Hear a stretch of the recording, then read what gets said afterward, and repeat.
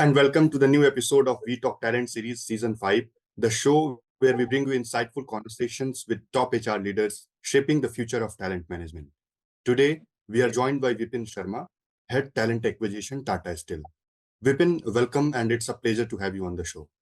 Thank you. Thank you very much for having me on this show. Looking forward to a great conversation.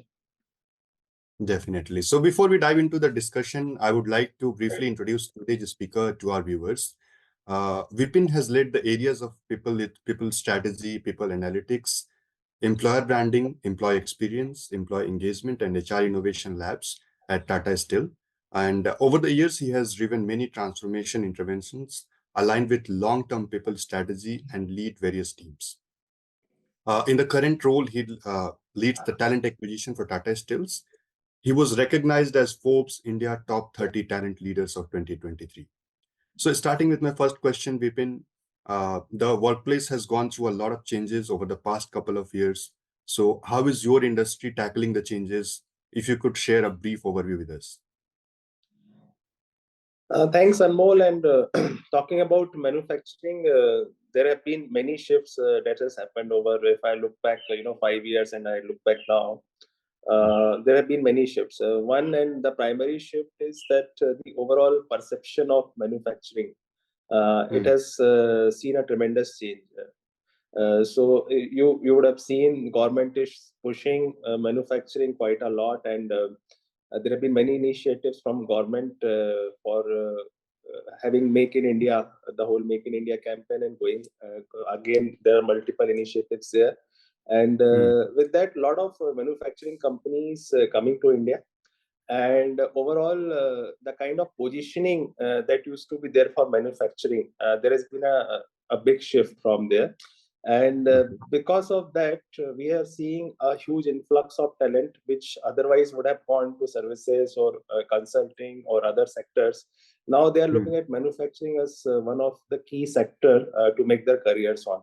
So this is the first shift which we have seen, and we have been able to attract the top talent, which otherwise would have gone to other sectors earlier on. Second is, the whole manufacturing, the way we work. There has been a shift in that also.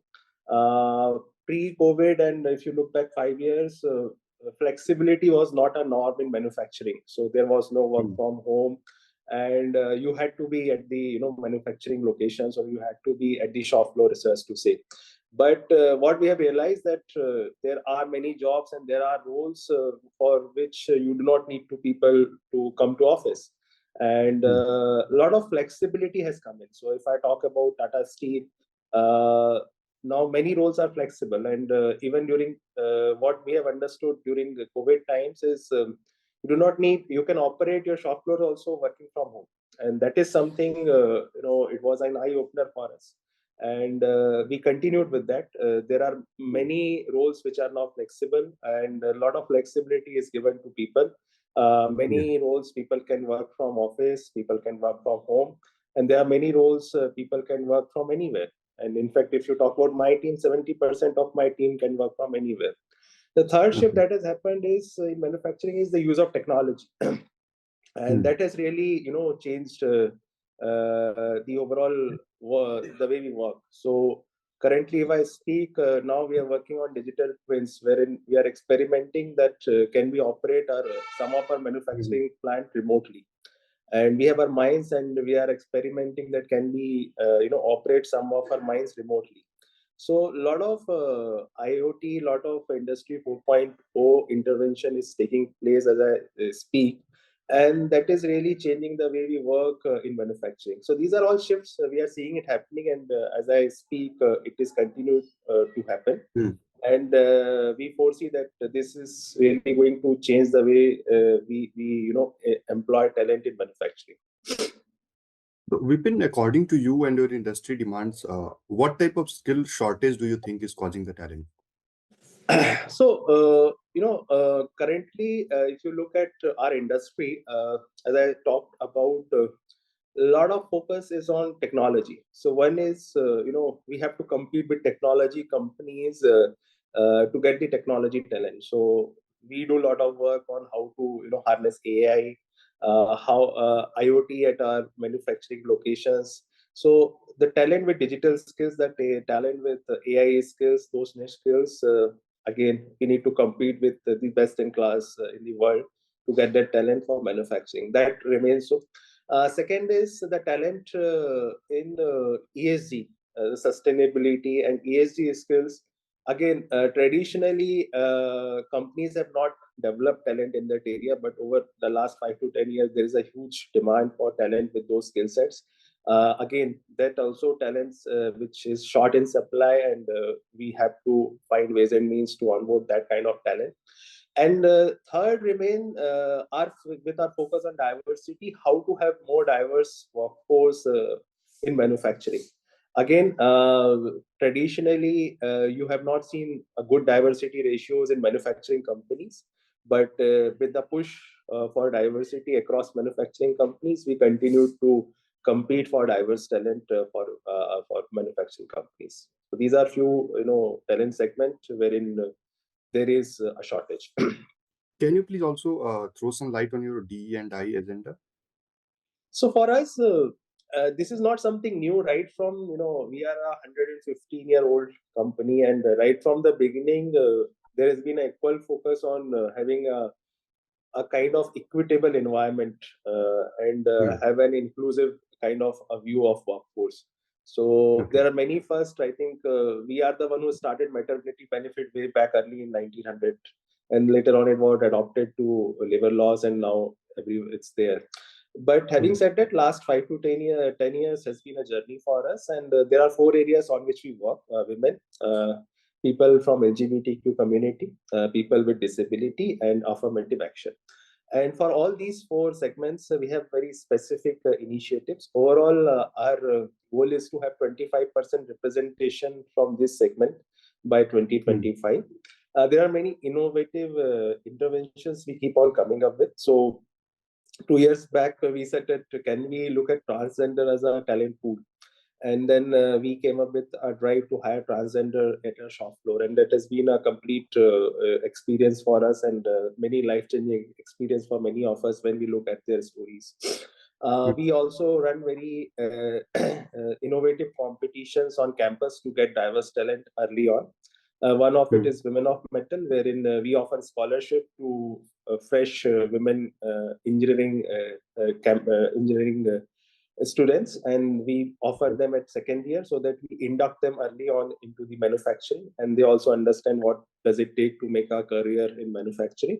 And then later on we give them a pre-placement offer and so on. We also have one competition called Curious, which is specifically for LGBTQ plus students at campus. It is one of its kind, and every year we open it up to students, and we get very good talent from across the campuses, and then we onboard them through this competition. As I speak, we have just rolled out one competition for people with disability students, which is called Ananta Quest, which is again to provide them platform to showcase their talent, and in turn get the opportunity to work with Tata Steel. So we keep on running many innovative interventions to get people early on, and to attract the diverse talent into manufacturing. So, Bipin, as you mentioned earlier, that most of your team members can work from anywhere. So, how are your employee engagement strategies, especially when we talk about remote and hybrid work setup? The whole piece on employee engagement, and for that matter, wellness also. There has been a huge shift over 4 5 years. So, when we look at the whole HR space, it's a human resource, and mainly the focus has always been in resource. The human part of it somehow it gets neglected. Uh, and what we have realized that this is something which is very important. Treating employee as a human, and if you are treating employee as a human, then you will realize that they have their anxieties, they have their insecurities, they have their challenges, and at the same time they have their aspirations. And if you start looking at it that way, then you will realize that how do you come up with specific intervention which deals with these. First, you accept this that these are the challenges, these are the issues, these are the real issues, and then systematically come up with interventions to address this. for us, we realize that there are people who are working remotely. The whole piece is that one is shifting to outcome driven rather than you have to log in and log out, that kind of a thing. So it's more of an Hmm. outcome driven arrangement. There is no so as to say surveillance of people that you have to log in that many hours and so. Second is Hmm. how to take care of that bonding, because many a time you cannot bond that well over a virtual platform. So then we also came up with many interventions so that people can bond. And even if you, let us say in my team, people are working remotely, but every quarter, once in a month, we meet. And then that's we meet over a week or sometime 2 weeks. And then that is the time wherein we do all sorts of bonding, as well as those thinking brainstorming sessions, which typically don't work well in virtual kind of a platform. Hmm. Another piece is the whole piece of looking at the wellness part of it. There are many said things, but there are many unsaid things which typically do not come out in virtual kind of an arrangement. So how do we provide them a platform wherein they can if they are not comfortable speaking up in person, then there are other platforms, there are online counseling available for people to to address that. So multiple areas on which we continue to work to address this. So, as we delve into discussions on organizational strategies and their adaptation to the evolving employment landscape, I am particularly interested in gaining insights into your employer branding strategy. Could you elaborate how your approach to employer branding has evolved over the past few years? So, if you look at Tata Steel, we are a almost 116-year-old organization. Hmm. And for the major part of our existence, we never needed employer branding strategy, because the name of Tata Steel was good enough to attract talent. And till 10 years back, that was the case. And over the last 10 years, we have realized that there's a huge competition for a good talent. And it would be very surprising for you to know that we never had our EVP till 3-4 years back. It was always our Hmm. corporate name and corporate tagline, and that was good enough for us to get the best of the talent from manufacturing. But we Hmm. realize that we need to continue to evolve, and we need to continue to communicate what Tata Steel is all about. With Gen Z coming into the workforce, we need to be more vocal about what we can provide them as a platform, as an organization. And with that, we Hmm. also came up with our employee value proposition, and it is be more with us. And there are three parts to it, that as an organization, you get that platform to explore and to be a best version of yourself, and you can grow more with us as an organization.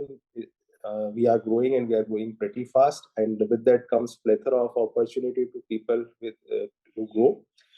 You can Hmm. live more with us. It's more about how you can pursue passion, so along with your job.